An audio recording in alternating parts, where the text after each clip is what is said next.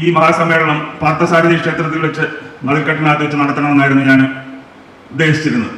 അതിനുവേണ്ടി ക്ഷേത്രത്തിൽ അപേക്ഷ കൊടുത്തു. നിർഭാഗ്യവശാൽ അത് നിരസിച്ചു. ക്ഷേത്രത്തിൽ സമ്മേളനം നടത്താൻ പാടില്ല.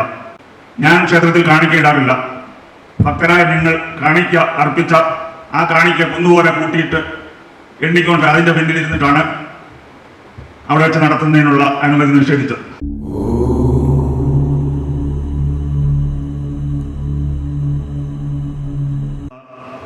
വിവിധ സംഘടനാ പ്രതിനിധികൾ, സനാതന ധർമ്മവിശ്വാസികൾ, നാട്ടുകാർ, എല്ലാവർക്കും എൻ്റെ വിനീത നമസ്കാരം. സനാതനധർമ്മത്തിൻ്റെ പ്രസക്തി ആഗോളതലത്തിലും ഭാരതത്തിൻ്റെ ഒട്ടുമിക്ക സംസ്ഥാനങ്ങളിലും വർദ്ധിച്ചു വരികയും കേരളത്തിൽ മാത്രം സനാതനധർമ്മത്തെ ഇകഴ്ത്തി കാണിക്കുന്നതിന് വലിയ ശ്രമങ്ങളാണ് നടന്നുകൊണ്ടിരിക്കുന്നത്. നിർഭാഗ്യവശാൽ ചില ഹിന്ദുക്കളും അതിൽ ഉൾപ്പെട്ടിട്ടുണ്ട് എന്നത് ദുഃഖകരമായ സംഭവമാണ്. പേരുകൊണ്ട് പെരുമയുള്ള ആറന്മുളയിൽ എന്തുകൊണ്ട് ഇതുപോലുള്ള സനാതന സമ്മേളനങ്ങൾ നടക്കുന്നില്ല എന്ന് എൻ്റെ മക്കൾ ഉൾപ്പെടെ ചെറുപ്പക്കാർ ചോദിച്ചപ്പോൾ അതിന് മുഖം തിരിഞ്ഞു നിൽക്കാതെ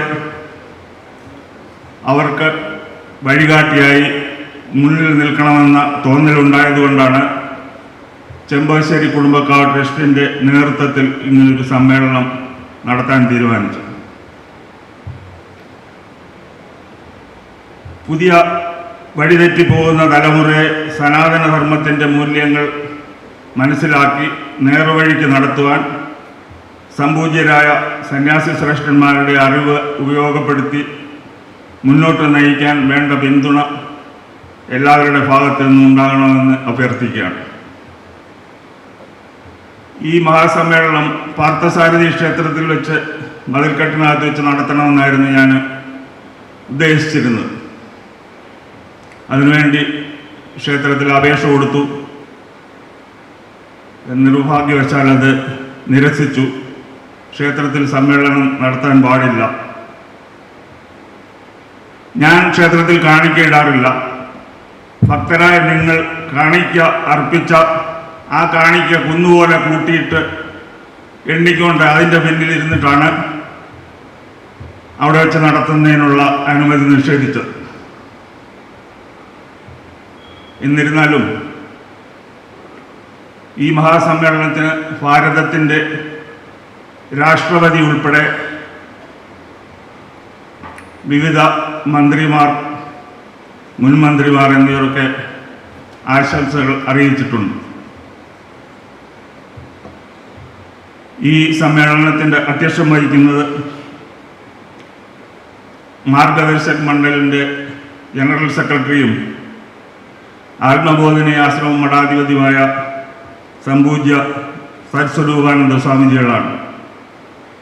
അദ്ദേഹത്തെ ഈ വേദിയിലേക്ക് ആദരപൂർവ്വം സ്വാഗതം ചെയ്തോളൂ.